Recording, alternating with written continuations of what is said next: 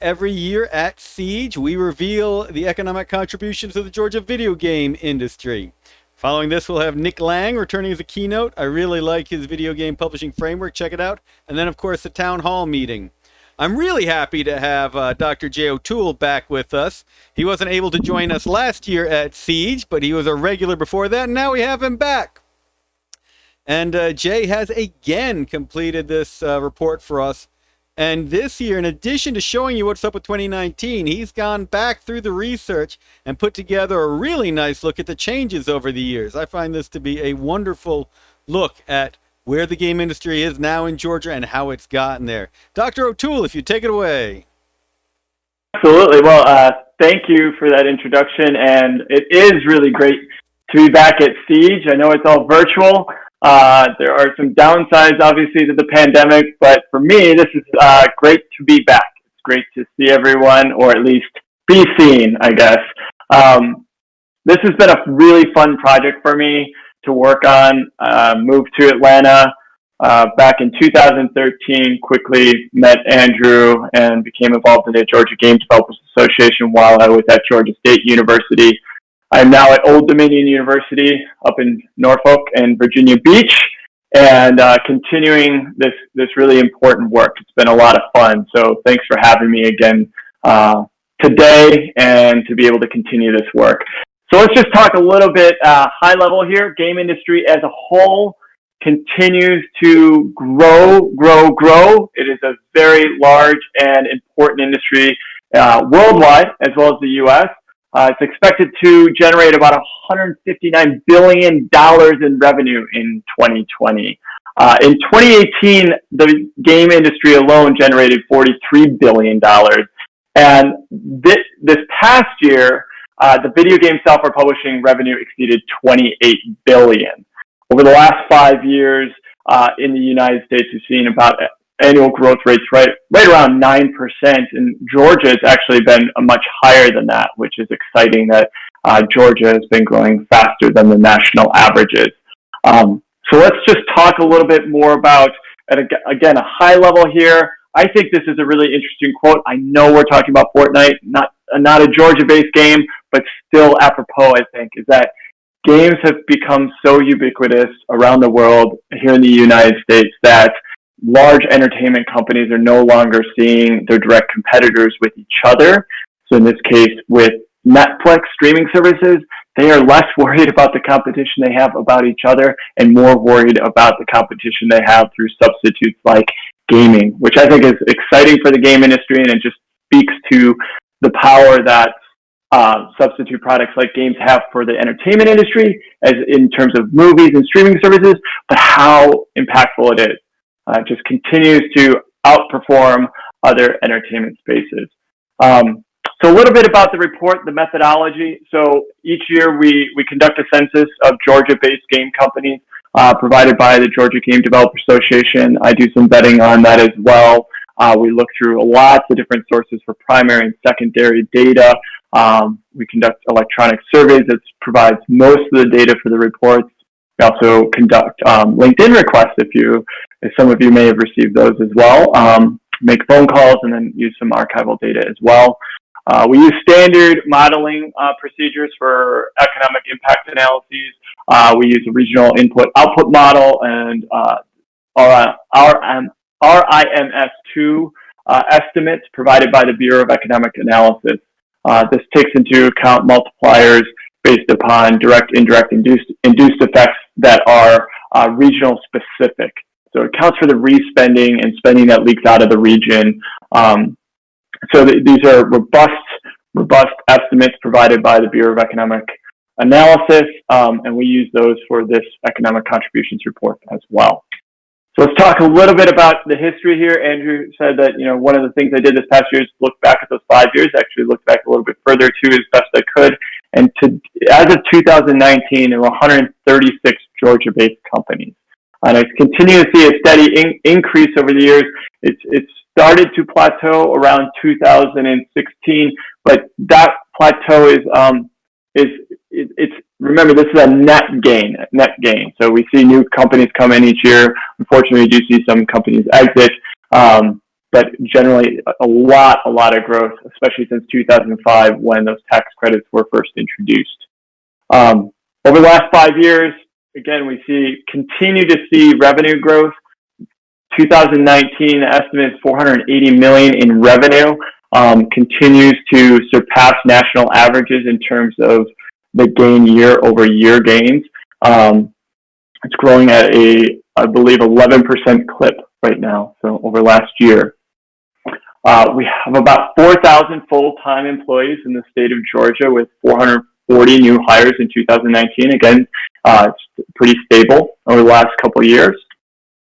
And the average salary without benefits, so when we ask our questions on our survey, we ask without benefits, what is the average salary in 2019? It's approximately $70,000. Once again, this is much higher than the median Georgia income. So the industry is not just producing jobs, but it's producing high quality jobs. It's an exciting time to be a part of the industry for sure for those people who are out there looking for jobs. So what's the global impact on the economy? This is where we start to look at some of those multiplier effects. The employment impact is approximately 15,000 full and part-time jobs. So again, this includes the multiplier effect, not just obviously those that work within the industry, but then those that benefit from the industry, the amount of money being generated by the industry, and then the amount of money being spent throughout the economy. Overall statewide impact, we're looking at $925 million, the statewide impact of having the game industry in Georgia. This would be a sum of the direct effects, the spending of the game companies, but the indirect and the induced effects as well. If we're looking for something a little more conservative in nature, the value added would be about $623 million, because this value added only takes into account the compensation and the taxes and the revenue that's generated that way from the state, as well as through the industry's production processes, in this case, making games and selling games. I thought I would take a few moments at the very end to just briefly touch upon what we're looking at for 2020. We typically don't start surveying about 2020 until, we'll probably start in January next year, but it happens all spring and into the summer. We try to collect as many responses as possible. But what we've seen already in 2020 is that games have grown in terms of their sales. This, for those of you who are like me and have children at home, and we're all stuck at home, this may not be that surprising for you that when we're all at home that we want to play more games. I know my kids do for sure. I wish I had more time to play more games. I generally spend my time homeschooling and making sure that they get to do other things besides play games. But it certainly has been a boom for video game sales here in the United States. It just kind of highlights some of the local excitement around the game industry too. Rogue Company, Hi-Res is doing phenomenal. Kudos to you. I'm excited for Hi-Res. The Puzzles by Joe will be bringing out the 11th version of Clutter here in about a week. I think that's really exciting. I think it speaks to the vibrancy of the entire community.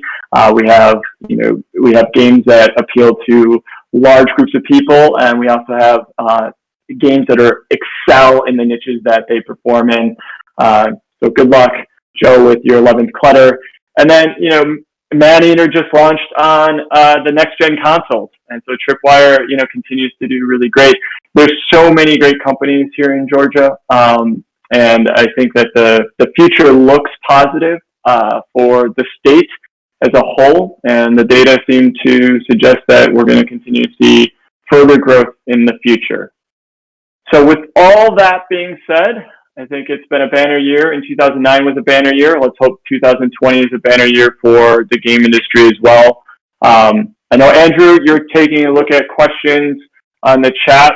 I am available not just now if there are any questions that come through, but also stick around after this talk to field a few questions as well. So, thank you very much, Jay. Great analysis. We will be sharing the full report. Jay sent it to me. Siege is traditionally where we release that information every year, and we have stuck with that tradition. So we'll be posting the full report to GGDA members, and we'll be sharing this PowerPoint more fully. So we did not specifically ask Dr. O'Toole to look into the impact of the video game tax credit cap on these numbers, but I did want to talk about a couple correlations and get some thoughts there. So for those of you who are involved with the tax credit program, whereas the film industry here has an unlimited ability to generate the tax credit, could be $1 billion in tax credit, the entire video game industry is limited to $12.5 million in credit. Huge difference. But on that $12.5 million credit, you see what's been created. An industry that has over 600 million direct impact and over 900 million complete contribution to the industry. However, our studios have been hitting that cap for the past couple of years. They haven't just been hitting that cap, they've been hitting it on the first day that the credit is available. And this means they're having to split that up. That means nobody is getting the full amount that they would normally be allowed to get. It's generally about 70%. So let's say a company was eligible for $1 million in the credit, they would only be getting about $700,000 now. We all like $700,000, but if a company's been planning on that additional $300,000, that's a lot of extra jobs that we're seeing lost, that the credit's not supporting. And that really has been the big role of the credit in this state, is hiring more people. It's allowed companies like Tripwire, like Hi-Rez, to grow more rapidly than they otherwise would have, to take advantage of opportunities, to start building out more games like Rogue Company. Jay, I'm not going to ask you about this specific study because you didn't look into the impact of the cap on the industry, but in business terms, is that an issue? When there's a cap on a program like this, does it have an impact on the growth of the related industry? Yeah, I mean, it certainly would. As you know, for those of you who don't know, I teach strategy and entrepreneurship at the Strome College of Business in ODU, and did so, taught strategy at Georgia State as well. Executives have to constantly pay attention to that general environment, the political environment that is at play, and make decisions and plan for those decisions in the future. Something like a cap on the tax credits would certainly be something all of those executives would be interested in understanding, but also then have to unfortunately plan that they may not actually receive the full benefits as everything gets capped out. That's going to change decision making on hiring, on where they're sourcing. Even in prior studies, we've looked at contract work and we've looked at freelance work at some of the game companies in Georgia. Those would be decisions you'd have to consider, whether we're going to hire someone full time or maybe we need to look at less full time opportunities for employees. So it's absolutely something that an executive would be interested in understanding, but then also predicting, making decisions about 2 to 3, 5 years out. And let's talk about executives elsewhere. So we're very fortunate in that the Georgia game industry is very much homegrown. Very few of the studios. Yes, absolutely. Very few of the studios that use the tax credit are headquartered elsewhere. Cartoon Network is now one of those, owned by AT&T, headquartered elsewhere rather than Turner here. Still part of Turner, but Turner's now owned by a bigger company. Ubisoft is the other example, having bought Blue Mammoth. In both cases, these were homegrown studios that end up getting outside investment. But does this sort of a cap limit the state's effectiveness in bringing in studios from other places? Yeah, I mean, I would, if I were an executive looking to come to Georgia, it would certainly be a question I would be asking.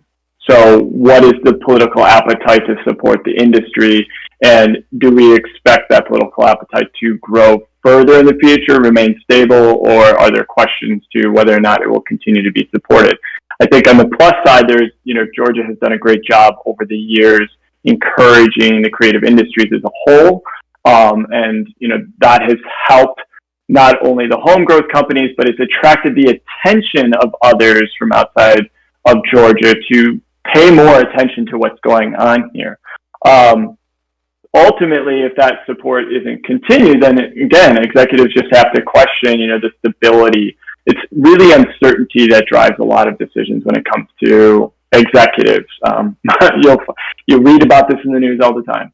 Investors and those making, key decisions for companies, for firms, uncertainty is almost worse than knowing that it's not going to be supported. So I think that is something that definitely impacts those types of decisions. All right, and I just got a question through Discord. They're asking about the multiplier. How is it that there are 4,000 people working in the industry, but there are 15,000 related jobs? Can you talk about the multipliers and what they mean? Yeah, so if you can think about it, it's like employees within the industry are earning income. And what do they do with their income? Well, some of that income is leaked outside of the region. So they're spending money that doesn't get actually contributed back to the state of Georgia. But a lot of that income that's being generated by employees within the state is actually then being respent within the state. So somebody who's working within the industry still has to buy their groceries locally. They may go through entertainment activities locally. Whatever they buy locally then gets respent through the economy. And that's where those multiplier effects happen. And that spending, when they have to buy something locally, oftentimes those companies also have to employ people. And that's where you start to see the employment increase beyond, it's not just the 4,000 employees that the industry has generated, but if we look at how many employees are impacted throughout the state, that's where the multiplier effects come in. All right. I just had another interesting question come in saying that so many of the sales for the game development studios happen outside of Georgia. And I'll add this, really, a lot of them are international. Tripwire, Hi-Rez have great international audiences. Does that play any role on that? Does that make the multipliers different? It does. And the Bureau of Economic Analysis takes into account the differences between industries. So the multiplier estimates that are used in this model are very different from the multipliers that are used, say, in the construction industry or the restaurant industry. For instance, if we were to do a study of esports, which is something that I think would be a really great opportunity, those estimates that would be used and the multipliers that would be used for esports would be very different from the actual game development because they're two different spaces. All right, excellent. And a question for me, in the past we've looked at the workforce as part of this study. One thing we've never really tracked is how many people are staying here. I wish we tracked this for a long time. How many people are leaving the state to pursue opportunities in game development and how many are staying here? Is that something we could feasibly track in the future? It is certainly something we can track. And we've done collective work, Andrew and I have done some work on the workforce. So back when I was working at Georgia State, we did some work with the Creative Media Industries Institute about the workforce. One of the positive things about the state of Georgia is we do have a high quality infrastructure to educate and train people for this space. That is, I think, one thing that is a highlight of the industry. I mean, there's always things that we can do differently and better, and we identified some of those things in the report of ways those institutes or higher ed could support the industry better. It would be interesting because as Georgia's gained in its notoriety and game companies around here have continued to showcase that talent through their award-winning products. It does provide an opportunity for others outside of the state to poach our employees. So it would be a fun study to see, and hopefully, we've been attracting high quality employees to the state, and hopefully we haven't lost too many. But open question. It would be fun to study for sure. All right, great stuff, Jay. Really appreciate the entire study, all the information here. If any of you have future questions for Jay, well, actually, he will be in our channel to talk to you, so definitely join him there. And also email us if there are areas you think we should be studying about our industry.